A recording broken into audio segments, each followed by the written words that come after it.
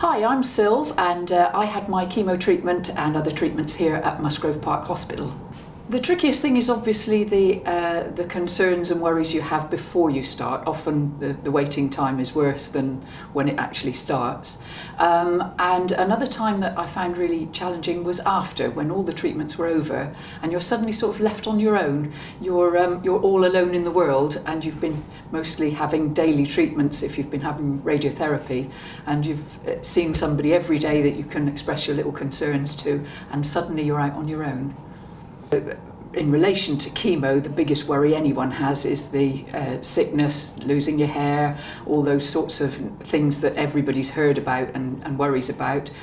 Personally, I found that the worry again was worse than the actual experience. I was hungry at sudden moments, the sudden munchies, and I had to satisfy that need to eat when it happened, not wait an hour because it would probably be gone. And so I needed to eat when I needed to eat. So I always carried something with me, or knew where I could get a big dollop of cottage pie in a local supermarket cafe or something, just to eat when I needed to eat. Another thing is my whole system didn't seem to feel regular hunger or thirst, and I started eating and drinking by the clock, which seemed rather weird, but was necessary to make sure I did get the nutrients on board that were necessary. But I found a cup of tea, I'd make it, and it would sit there all day because it was too hot to drink, and then I'd go back to it when it was too cold to drink, and I'd put it in the microwave and heat it up again, and too hot to drink. So I started cooling my drinks down to the right temperature to drink, and drink them immediately. And that's a habit that I've actually still kept. Eating, I used to either set an alarm or make sure I listened to something inane or very interesting on the radio or the television, so that I knew that at such and such a time I was going to eat. And if I didn't really feel that hungry, being distracted by the radio programme or the television actually meant that I ate without really thinking, I don't really want this. So you get engrossed in something else. Distraction always works. And so I found that I was eating well in spite of not really wanting to. I had a lot of nausea, very little vomiting, luckily. But I did have, if I can tell you, a moment in the middle of one night where I felt really awful. I really did feel unwell. And like you do in the middle of the night, 4 o'clock's always the worst time of day for anything to go wrong.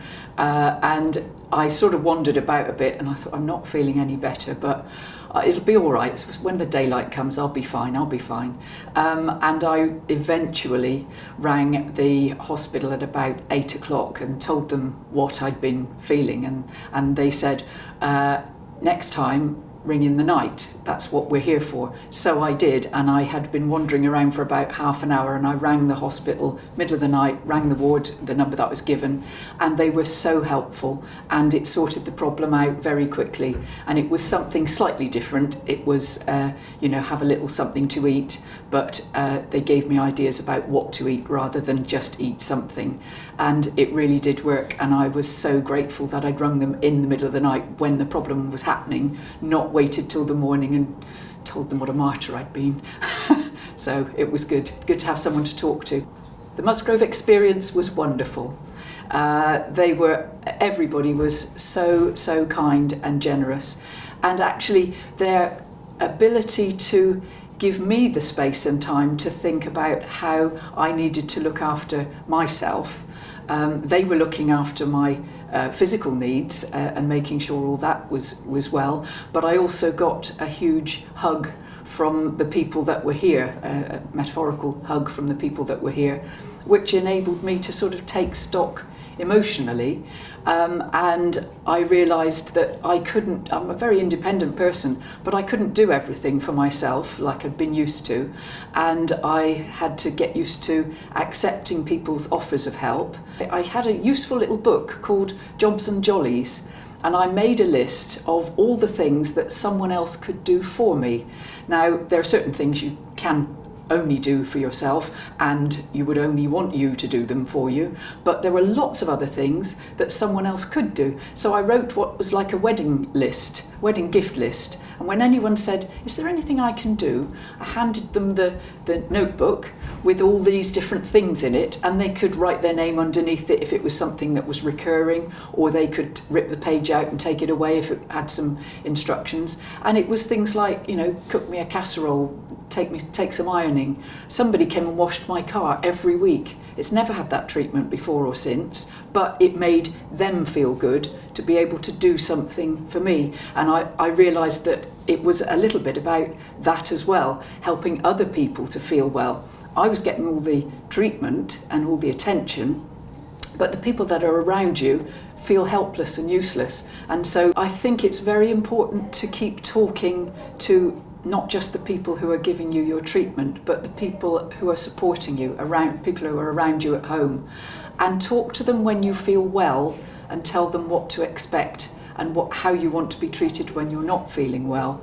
Because when you're not feeling well, the likelihood is you're going to be a bit grumpy, and your ever so gentle requests will come out barked orders, and it's really much more pleasant to have the conversation before you're in that under that stress. So take it a day at a time.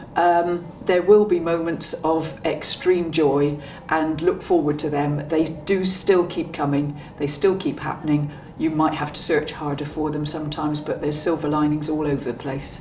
I realised that if I didn't keep up a sort of basic level of fitness, I would begin to feel worse because of that alone. I used to wear a t-shirt, "Don't hug me, it'll bug me," because of course my immune system was a bit low, and I didn't want people coming up to me and giving me their cold germs or whatever. So I used to wear this designed t-shirt with real ugly bug aliens on it, and just to keep people away. Everybody knew why I was wearing it and when I was wearing it, what it meant. But I used to continue dancing, and if I felt a bit rubbish, I'd go into the back room and have a lie down for 10 minutes and then come out and do it again, as working on the same principle. If you feel that you can, go and do it. It will make you feel better, and everybody will understand if you don't. My treatment finished, I've got to use all fingers and a few toes now. It's about 13 years ago, I think, it finished. And I've, fingers crossed, had all the checks and everything is tickety-boo. So I'm, as they say now, I've got the same chances as anybody else. So I live my life not in fear. I was very lucky to have a doctor who didn't mind me turning up with what might be deemed little niggles, because she said, I would rather know and we'll sort out whatever it might be to reassure you that it's not a problem. So I'm sure a lot of people go through that concerns over the, for a few months or even a couple of years of, oh, it's back again. But actually I just kept going to the doctor when I sorted my mind out, and yeah, there is something I need to just check. And she was as good as gold, never a problem going and getting it sorted. And I'd say now I'm back to as normal as I've ever been. I'm obviously quite a positive person, and I look for the silver linings and search for them diligently. I realise not everyone is like that. The great thing is that there is a lot of help available for anyone.